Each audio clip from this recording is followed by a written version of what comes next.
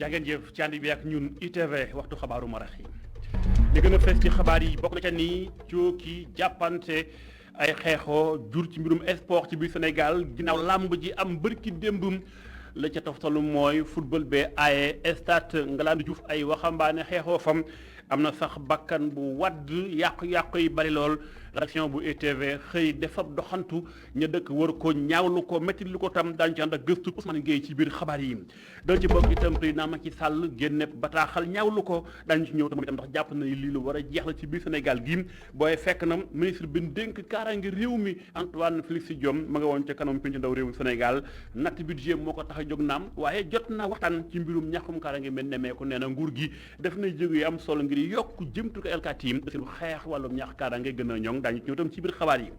daañu ci boole lu jëm ci foire internationale de Dakar muy foire bi ubbi lu ni mel tax na ba ñuy xaar ay baana yu bari jóge fa ci àdduna bi waaye nag jàpp leen ni kon foire bi ren ñu ngi ko dara jaale Pakistan ndax ñoom itam la muy yëngu ci wàllum jënd ak njaay ak lëkkaloo diggante Sénégal lu ñu yàgg rafet loolu daañu ci ñëw ci biir xabaar yi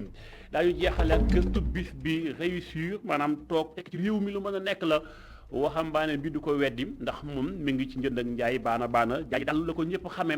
ma nga ca gis boppam ca marché Sandaga googee sax muy Sandagam daañu fa dem ànd fa ak ay sotu kan mu doxantu daañuy xamle ak moom lii moo gën a fës nis kis faram fàcce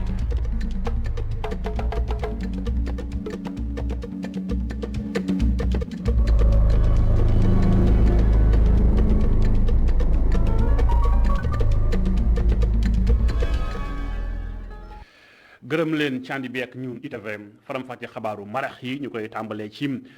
coow ak jàppal bàyyil ci mbirum football ci nawetaan xawat na ca Rufisque aye woon ci lu mel tax na ba fii tembe ku dem ci stade Ngalandou Diouf da nga fa fekk yàqu-yàqu yeeg gaañu yi ndax stade bi tey doon doomu aadama dañu koo jëmete funem lu ni mel moo tax lakkum pelouse ak daane ay mur ay gri dagg nit sax ñàkk bakkanam moo tax it ña dëkk wër ko ñawlu ko lool métti lu ko itam jàpp li xew lu bëgg a ëpp la ba jéggi daya bam Ousmane Gueye xëy fa doxantu ñu ànd ak reportage. boo ko xoolee ci biir seetlu ko seetantal ko talaata la boo xam ne dëgg la xaw na nuroo ak yeneen talaata yi ci stade Ngalandou Diouf bu Rufisque bu weesoo mandarga fitna bi nga xam ne mën nañ koy seetlu clôture bu yàqu saxara soo xam ne ñu ngi koy gis ci gazon bi ba léegi ak i ay gradin yu xaw a yàqu yenn saa yi lu ñu faral di gis rek la ñuy gis ci stade Ngalandou Diouf ay jeunes yu entraîné wu ànd ak ay mag ci pelouse bi fii la nag ñu ngi naqarlu bu baax a baax lu xew bokk na si doomu Rufisque bi tudd Balla Gueye mer bu baax a baax gannaaw xale bi faatu démb ak yi blessé yu xóot yi ñu wax fitna la boo xam ne mënoon nañ ko éviter buñ ko teewloo ndax Balla Gaye di wax ne saa su ne ci buntu stade bi lay jaar nekk ci biir wotoom mesure bi ñu jël suspendre nawetaan yi lu baax la wante moom gis na ne mënoon na teel a yegg si. autorités yi xamoon nañ ko quoi parce que tous les jours ñun fii la ñuy jaar chaque jour mais bu football bi tasee à chaque fois ñun dañuy xool di rawale suñu oto man démb le soir jaaruma fi parce que damay bañ ñu toj sama oto parce que xam naa ne nii lay demee parce que football boo xam ne ñoom bi ñuy commencé à 1h ñu ngi commencé di xeex ba ay police di encadré kii ñu ñëw mais boobu leen war a arrêté affaire bi waruñoo xaar ba maire Mor Dom ñu koy arrêté festivité yi muy nawetaan muy lamb dañ ko war a arrêté dans ce pays parce que amuñu ñu bañ importance dafay yàq jeunesse bi léegi jeunesse bi ils sont devenus violents te loolu war nañ ko arrêté dès maintenant. du moom rek moo wane meram bay di si itam kontaanul dara moom imam la ci quartier bi mer bu baax a baax wax ne violence boobu la ñu wane dara mënu ko dëggal. ñaaw la ko ce n'est pas à ce qu'on attend des jeunes waaw wax bi ñu defar yéen da ngeen di yuuxu bëgg nañu stade bëgg nañu lii nit ñi sonn ba defaral la ko nga ñëw yàq ko encore donc man waxuma sax mais yàq stade ba pare jógati encore dem di ci boole loo xam ne ni seen yoon nekku ci. ay stade football lu ci yoonam ak saxaar yàq ay train di sànn ay xeer ñun suñu koñ bërkaati démb xaw ma oto yi ñun mënuñu jàll fi dañu mujjee delluwaat ba ca fële encore pour jël muy kaddu ñi dëkk wër stade Ngalandou Diouf ba ci risque yàq-yàq yi am démb ak gàllankoor noonu sax la becce bataaxalu njiitu réewum Sénégal président Macky Sall nee na lii xew ni dafa war a dakk fi saaseem mënta nekk luy wëy ndax xeexoo ba ay bakkan di wadd waaye itam agression maanaam foqar bi ak gaañ loolu mën a ñàkk la ak it yàq lu ñëpp bokk muy bien public yi lu mel faaw mu dakk ca itam xel mënu koo nangu ca it sax duñ ko muñal kenn nee na moo tax mi ngi wooteem ku ci ne jël sa responsabilité noonu la ko becc ci bataaxal waaye nag neen lu mën di xew état moom dana def li ko war ca mooy jubbanti joyante lu mënta ñàkk la jël la ca war cee jëmtukaay la ñu ko def delluwaat fàttali nag ñi nga xam ñooy saytu mbirum nawetaan la ci aju ci biir département bu Ndakaaru ñoom jëloon dogal daal di dakkandalim kon suspendre nañu bépp activité nawetaan dañ ko incha allah ca na mu gën a yaatoo loolu di ab bataaxalu président Macky Sall ci ab tuit bu mu beccim rédaction bu ITV jot noonu lee ci bataaxal bu ni mel kon jàpp leen ko nguur gi njiit la président Macky Sall mi ngi ñaawlu li xew ci ay violence keneen ku ko ñaawlu mooy ministre bi dénk réew mi Antoine Félix Diome moom it ma nga woon ca kanamu pencum ndaw réew ma doon na becc ak aar njëlam di ab budget bi ñu ko doon natal la mu becc bari na waaye nag bi ñu àggee ci mbirum kaaraangeem député laaj nañu ko lu bari ci mbirum kaaraange gi ba ci sax nekkinu askan wi waaye moom tontu na ni li mën a xam li mën a am mooy yokku jëmtukaayu kër ñi nga xam ñooy way kaaraange takk der yi ba sa nekkin gën a ñoŋ dénk na kàddu suñu reporter sëñ Ibrahima Ly. wàllu sécurité am na ay jéego yu rëy rëy yu ci état bi jot a def ci wàllu équipement yi mais tamit ci wàllu yokk way takk der yi ngir gën a ñoŋal sécurité wu askan bi soo leen seetloo fan yi am na ay commissariat yu bëri yoo xam ne ñu ngi koy inauguré ngir yokk kaaraange di am ci Dakar ci zone boobu muy banlieue bi mais dinañ ko wëyal jëmale ko ci biir réew mi ci wàllu arène nationale bi am na fi ñuy wax ni benn cantonnement GMI boo xamante ni def nañ ko fa te cantonnement GMI boobu dinañ ko gën a yokk bu soobee yàlla boo leen seetloo dimanche bi ñu génn ci lamb bi amoon ci diggante mbër yi di Siteu ak Papa Sow amoon na jaaxle bu rëy bu amoon ci population yi dëkkoon ci wetu arène nationale mais avant bisu lamb ji am na liggéey boo xamante ni def nañ ko ci wàllu réunion mais bisu lamb ji tamit muy gendarmerie ak police déployé nañ sur le site ci alentour yi ak ci biir quartier yi li mu aju ci li ñu soxla ci ay nit ak li ñu soxla ci jumtukaay ba yaakaar naa dimanche ji weesu bu ngeen xoolee ak liñ ci doon ragal yépp ni mu daan demeewul noonu te bu ñu seetloo premier semestre 2021 bu ñu ko xayma méngale ko ak at yi nga xamante ni ñoo ko jiitoon dañu gis ni lii loolu di insécurité mi ngi wàññeeku ci li ñu yor ci ay statistiques ndaxte si wàllu violence téeméer boo jël wàññeeku na ci lim yi ñu amoon juróom fukk ak ñaar ba xaajale sax juróom-ñeent fukk ak juróom-ñett 52,98%. ci wàllu crime yi tamit lépp loo xamante ni gisoon nañ ko mu am ci police def na ci liggéey bu am solo ak gendarmerie. muy Antoine Félix Diome kàddoom Abdourahmane Ly ma ko taxtaan yëmu ci Antoine Félix Diome ñëwaat na ci kanamu député yi budget bi la ci aju ak lan war a xeex gën ko yokk ngir at min dëgmal 2022 incha allah waaye député yi duñ ko bàyyi noonu dañ ko laaj ci dossiers yu bari bokk na ca mbirum élection yi dëgmal élection locale yi ana lu tax ay candidature yu bari dañ ko rejeté ñëwaat na ci la xew ak fa yoon di dox tollu jamono ji tembe ngi teewlu ba tey kàddu Antoine Félix Diome. toll ñetti junni ak ñaar fukk ak ñaar ci ay liste déposé nañ ko ci biir réew mi biñ ko déposé ba noppi am ay recours yu ci juddu ñu xayma ci juróom-ñaar fukk ak ñaar donc ci juróom-ñaar fukk ak ñaar yi fanweer yi ak juróom-ñett dañ ko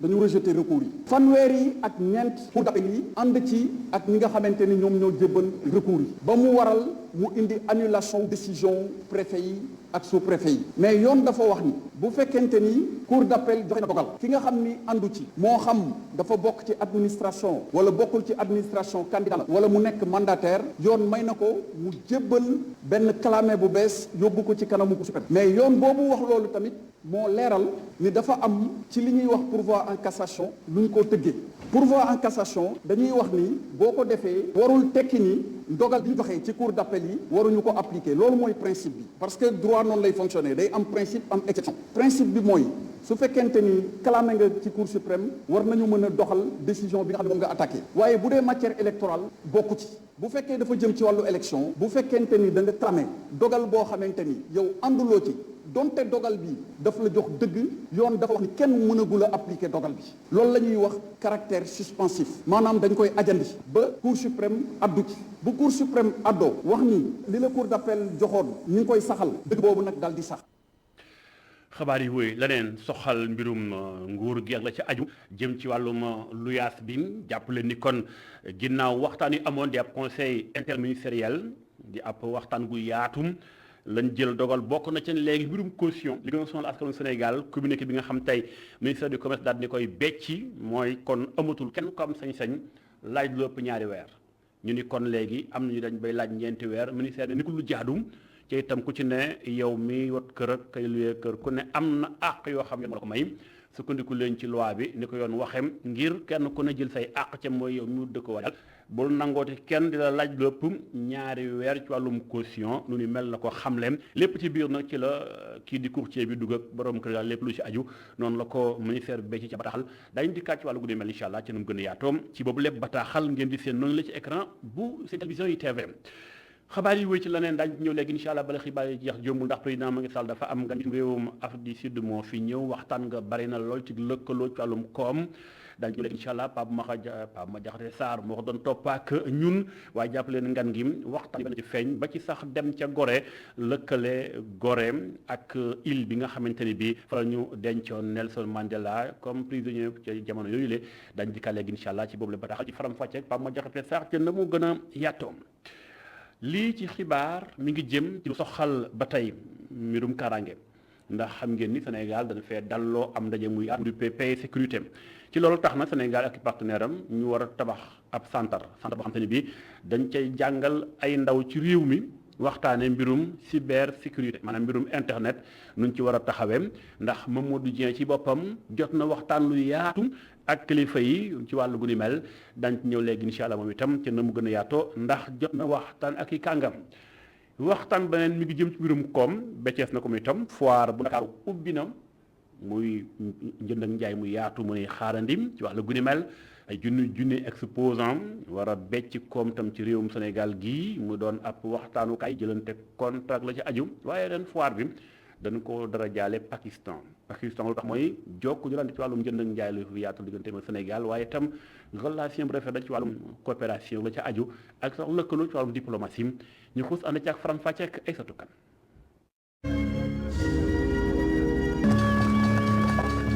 ñaar fukk juróomu ñeenteelu édition foire internationale ñi jagleel ko république islamique Pakistan ren thème bi jëm ci agrobusiness nan lañu ko gën a mën a ñoŋalee. donc mu nekk événement boo xamante ne homme d'affaires yi à travers le monde dañu fiy ñëw di ko bàyyi xel chaque année waaye tamit di wax ni thème bi nga xamante ne moom la ñu tànn pour ren bu ngi nekk ci wàllum agrobusiness na lañ koy gënee ñoŋal xam nañ ni nag agriculture nekk na secteur boo xamante ne président de la république son excellence Macky Sall da koo jox importance ndax benn dëkk du développé sans que ce secteur agricole jëmul ca kanam. ñuy déclaré seen ouverture foire internationale bu Dakar bi nga xamante ne mu ngi déroulé du 6 décembre maanaam tey ba le 20 décembre incha allah maa ngi leen di. FIDAK na dalal ñaar fukk ak juróom-ñeent nationalité ak ay junni nit yuy ñëw visiter. Nous avons 10 nationalités, 10 délégations gouvernementales ici présentes. lu toll si fukk ay délégation officielle jóge nañu biti réew ngir fekke si FIDAK bu ren bi ñaar fukk ak juróom-ñeenti nationalité yoo xamante ne bi dinañ fi fësal li nga xam ne moom la ñu jëlee seen i réew kon dafa nekk ab ndaje boo xamante ni bi àdduna bi yëpp mën nañu wax ni ñoo fi daje di ab ndaje boo xamante ni bi am na solo lool si wàllum koom-koom. En général, région ouest africaine en particulier. Salihou Keita di ñu xamal ni doxalin bu bees daana am 2022 ngir délocaliser foire bi ci biir région yi naka di Dakar Thiès Kaolack Mbour ak Saint-Louis. Notre mission, c'est d'organiser des salons et des foires jubluwaay gi nga xam ne am nañ ko nag ci atum 2022 moo di yaatal li nga xam ne moo di foire bi ci gox yeeg goxaan yi fi nga xamante ni bi moo di biir Fatick ñu amal fa foire boo xam ne moo jëm ci wàllum mbay mi diggante Mbour ak Thiès foire boo xamante ni bi dafa jëm ci wàllum napp gi bu ñu del ci fi nga xamante ni bi moo di diwaanu Saint-Louis foire boo xam ne moo jëm ci wàllum ceeb bi Ndakaaru moom dañ fee bëgg a def foire boo xamante ni bi moom lañ jagleel wàllum oto yi di loo xam ne bëgg nañ koo yaatal. lii nag mooy 29e édition di kontaan baax ndax nag Pakistan mooy suñu pays invité d'honneur. daje bu mag buy jagleel jënd ak jaay àddina wéngal këpp tàmbali le 6 ba le 20 décembre 2021 ñaari semaine yuy fësal lépp luy activité commerciale culturelle ak yi wéccante xalaat. jaajëf soxna Aïssatou Kane daañu ànd moom léegi incha allah tam ci beneen pàccu xabaar yi mooy pàcc bu ñu jagleel toog tekki ci réew mi kon xaar leen ko itam ci biir xabaar yi waaye leneen jàpp leen lii ma nga xew ca Richard Toll foofee fexe ba gën a suqali fond de paix cité sucrière ngir bëgg mu tegu ci yoon dañ caa bëgg dugal li nga xam si moo di compagnie ba fa nekk muy compagnie sucrière sénégalaise ñi ko wax mooy ñii di coalition gox yu bees bu Richard Toll ñu ñoom dañoo gis ni ngir béccam comme ca goxam faaw nga lëkkaloog ña fa nekk ay mbër ci wàllum koom ku ne dugal loxoom ci liggéey bu ni mel ngir gox ba lu panteku ñu xuus foofee ànd fa correspondance Momar Alice Niang. tabaxaat Richard Toll bu yees jaarale ko ci programme bu yaatu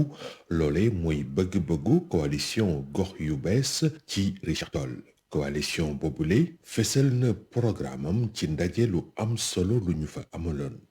Richard Toll bi ñu bëgg tabax bis bu ngeen ñu ko dénkee chaque exercice bu ñu def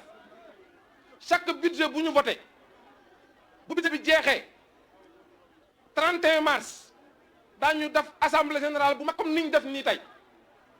projeté leen budget bi en termes de prévision wax leen compte administratif bi lan la ñu recouvrer réellement en termes de recette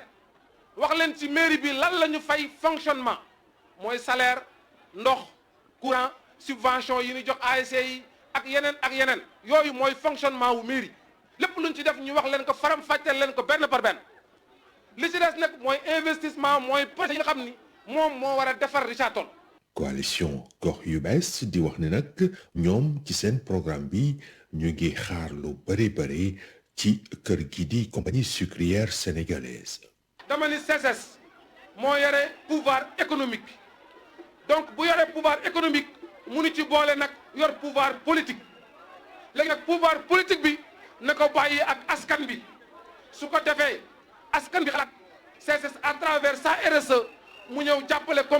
commune de Richard Toll si projet ya nga xam ni ñun xalaat nañ ko parce que yooyu moom la askan bi soxlo moo gën CSS di def ay defam yoo xam ni moom moo koy xalaat moom moo koy gis moom lay neex mu def ko ci dëkk bi def yi dañ ko war a coordonner. Ibrahima Diaw ak ay partisans dig daje askan wi gannaaw le 23 janvier ngir nag bu boobaa ñu fexe ba juróom-benneelu maire pour Richard Toll doon ab ndaw. Momar Alice Niang jaajëf ñu waxtaan leneen loo xam ne ngi soxal Sénégal du ñàkk ñu bari xam nañ turam koy dégg mooy Lamine Dieng moomu sax nekkoon ab entraîneur moom génn àddunam ci sunu naatango yu sud bii di eMédia.sn lañ jëlee xibaar bu mel muy xamal ni moom mi sax jaar-jaaram guddoon na lool ci wàllum sport ndax moom amoon juróom-ñaar fukk ak benn at génn àddunaam jotoon na yore équipe bu Sénégal gi ñaari yoon atu 1992 ak 1993 waaye itam jot na yëngu ci boppam ci lu bari ci carrière googee sax mu nekkoon jot na yor équipe bi nga xamoo di Jaraaf US Gorée waaye tamit US Ouakam ñaari tali ndaka noonu jot na dugg tuuti ci Maghreb bi yoroon na benn équipe ca fe nga xamooy ca Fès yoroon na ko itam waaye yoroon tamit beneen équipe boo xamante ne bi am na ci sax ak ndam comme champion du Sénégal ca mooy Jaraaf kooke nag moo génn àdduna tey ci yor la xibaar bi jépp tout rédaction bu rajo yi TV di ko jaale mboolem yëngu toolu sport ak i mbokkam di ñaan bi xaare ko aljana xabaar yi wëy ci leneen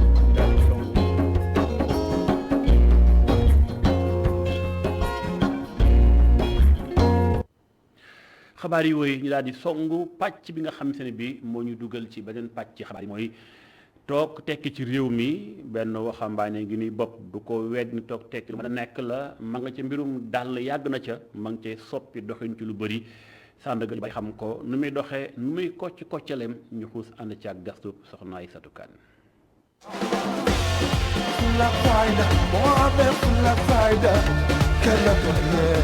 boutique bu siiw ci njaayum dàll ci Sandaga ay at la borom liggéey ngir ko sànc mu tàmbali ci ambulant ba tey jii mu taxawal bërëb bi toll ci ñetti étage. maanaam dama am 500 ma def ci marchand ambulant bi ma defee marchand ambulant ba am tuuti fond ci laay ñëw ci rond-point bi fii fekkoon fii sama papa comprendre nga mu yoroon fi table doon jaay genre ay dàllu bal comprendre nga ci laay ñëw bi ma ñëwee mu yaatal ma dalal ma bi ma yaatalee dalal ma it après mbir mi wax dëgg yàlla ma jël ko ci moom gérer ko di dem ak moom ba gis nga tey li mu jur. tey Mokhtar Sandaga wutal xëy lu toll ci fukki ci ay ndaw mu bokk ci ñoom Amadou Diawo doonoon tailleur tey muy jaay ay dàll. ba tailleur laa woon ma nekk ci tailleur ma am fa ay problème ñu jóge foofu Mor indi ma fi fat ma fi xam nga ma koy jàppale ci place bi. sant yàlla moom ama foo nekk ba am fa 3 ans ay 4 ans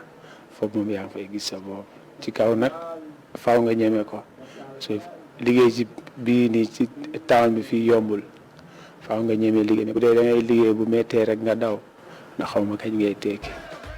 moom li mu gëm mooy ku ne ci doomu réew mi mën na sóob ay loxoom si lu ko sukkali ci noonu mu jàpp ni sax mbëkk mi lu wax a dakk la. ci nekk fa nga nekk boo fa toogee rek nga gëm sa bopp rek amul loo mënta am. mais fii ci loo nekk boo ko xeebulee nga di ko gérer daal di dajale bu yàggee dina dajaloo te foo bëgg dem nga dem tey jii fu ma neex mën naa faa dem suñ borom dimbalee na ma ko te mosuma faa toog weer gaal yi baaxul jarul kenn di ciy jël baaxul soo demee da nga am sax conscience tranquille. ndaw mi lu mu gëm te di ko doxee mooy toog fi tekki fii. fii ma toog man maa ko moom jëmm jee moom moo ma ko jaay titre foncier la Mor Talla Fall la comprendre nga te lépp liggéey la rek dama ci benn banque na ko lebal ma comprendre nga liggéey la rek nekk naa ci suuf mu ñëw ma proposé ma ne daf ko bëgg a jaay yor naa lu ma ko jëndee ma jënd ko jënd naa ko deuxième bi aussi am na lu ma fa am troisième bi aussi am na lu ma fa am. njaayum daal mu bokk kook waaye loolu indiwul benn yoon gàllankoor ci liggéeyam. jàpp naa ne concurrence amu ci parce que lan moo ci nekk liggéey la parce que tam fekkee da ngay concurrence amuloo bagage boo liggéeyee tamit moom ak zéro ñooy am. nit ki da ngay concurrent d'accord concurrent wala amul problème mais man concurrent moom man xam nga lan laa gëm ñii ñëw nañ fi fekk lu ñu bëgg. moom entrepreneur bi muy ñaax jaaykat yi ñu gën a saytu njaay mi ñu yeesal ko ñetti weer yu ne naka noonu liggéey si lu ko fësal ngir won ko client yi.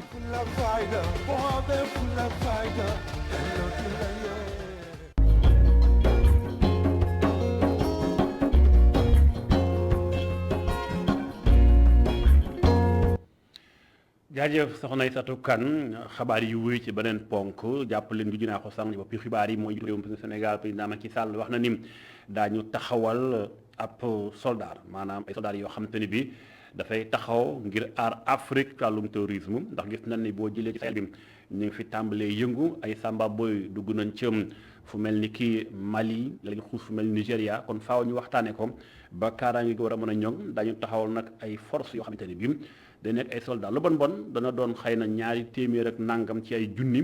wala sax 2 junni ak juróom ci ay waxambaane yoo xam ñooy taxaw temm ci wàllu guddi mel waaye itam teewul jiitum réew mi ma ngay woo ñi am doole ñu mel ni Europe ak ñoom seen nañ dugal ay koppar ci Afrique ñu suñu dem gën a mën lu panti bi jël kàddu président Macky Sall. Nous avons des pays qui ne sont pas en mesure, dans la plupart du cas,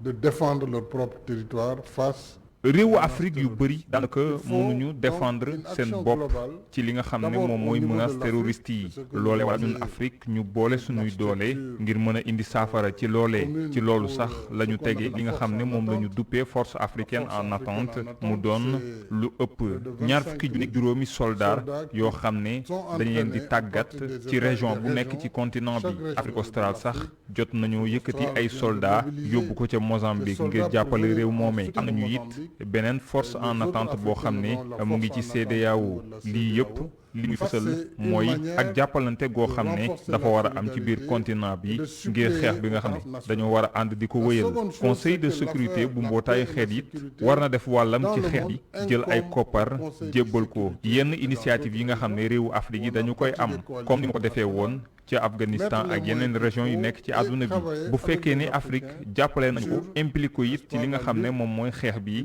jàmm dina dellu si bu ko defee continent bu Afrique mën a taxaw temm nag léegi ci yeneen priorité am yi nga xam ne bokk na ca wàllum paj mi wàllum njàng mi ak sax lépp lu jëm ci wàllum développement. Du développement, les priorités sur la santé, sur l'éducation et sur le développement tout court.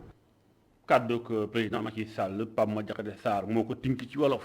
lan ci xibaar ngir wàllum kaaraange jàppale nduppee mbirum cybersécurité maanaam fexe mbirum internet moom kaaraangeem Sénégal lëkkaloo gi partenaire am dañoo tabax ab centre boo xam te ne bii ña nga ca centre bu am solo la ngir tàggat ay doomu aadama ba nu gën a xarañ ci topp tànku samba boy aw ci internet bi loolu mu leen tax a jóg boobu lépp centre nag solo sim nee ñu mën na suqali lu bari ci wàllum kaaraangeem dañ ciy xuus ànd ci ak gëstu Mamadou Dia. ñaari jëwriñ yi xaatim convention bi léegi muy màndargale école cybersécurité bi ci Sénégal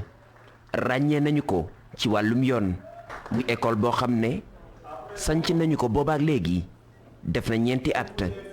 ñu sampoon ko fi depuis 2017 ak léegi defe naa ñeenti at la mais tey nag la ñu màndarga kayit bi nga xam ni mooy samp école bi maanaam kayit bi nga xam ni tax na école bi judd na daanaka école baa ngi dox mais ñu ngi koy soog a tudd tey dafa mel ni bébé bu juddu rek ñu defal ko ngénte loolu la ñu def tey ñu jàpp ni nag bu ñuy waxtaan mbirum kaaraange war nañu mën a am ay jumtuwaay yoo xam ni ñun kaaraange dañ koy jàng ñu nàmpatal ñu ci kaaraange ñu tàggat ñu ci kaaraange ba dara mun ñoo bañ a bett.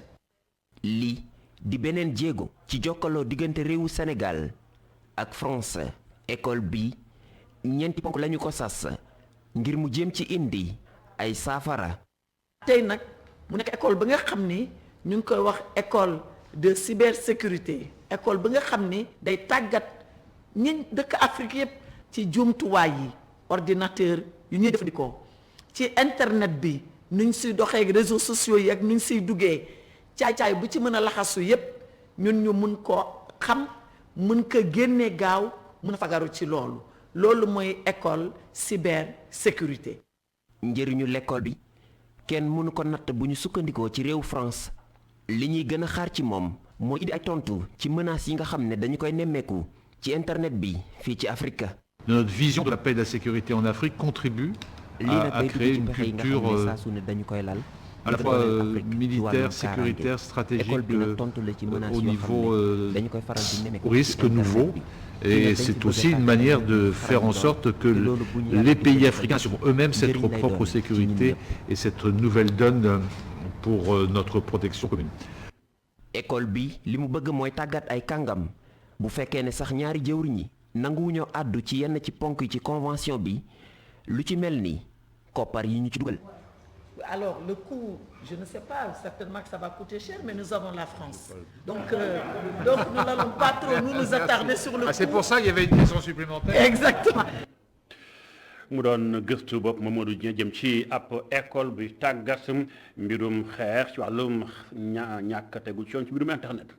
lii moo tëj xabaaru ma reex ci seen télévision yi TV sant leen gërëm nañu ci ànd beek ñun bàyyi leen ak bloc d'information bi la Total Cheikh Hassana Fall ak ganam mu doxal ba ci kanam jaa ngeen jëf